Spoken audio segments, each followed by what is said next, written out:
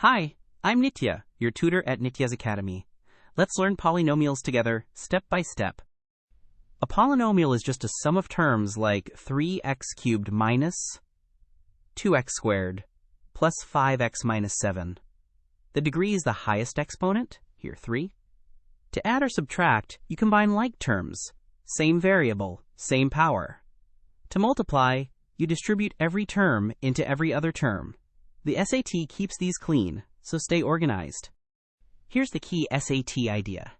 If x minus r is a factor of a polynomial, then x equals r is a root, a value that makes it 0. Those roots are exactly the x-intercepts on the graph.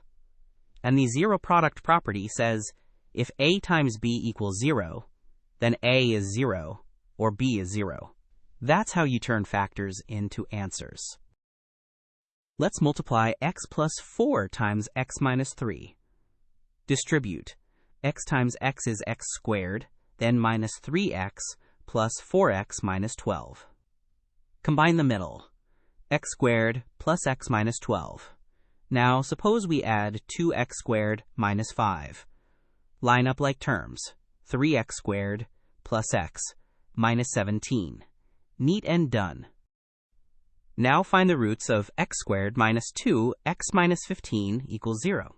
We need two numbers that multiply to negative 15 and add to negative 2. That's negative 5 and positive 3. So it factors as x minus 5 times x plus 3. Set each factor to 0, x equals 5, or x equals negative 3. Those are your x-intercepts.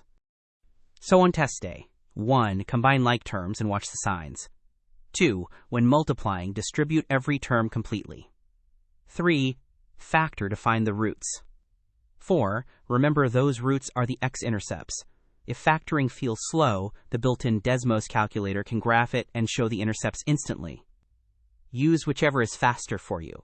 Great work! Keep practicing with Nitya at nityazacademy.com for free lessons, worked examples, and practice.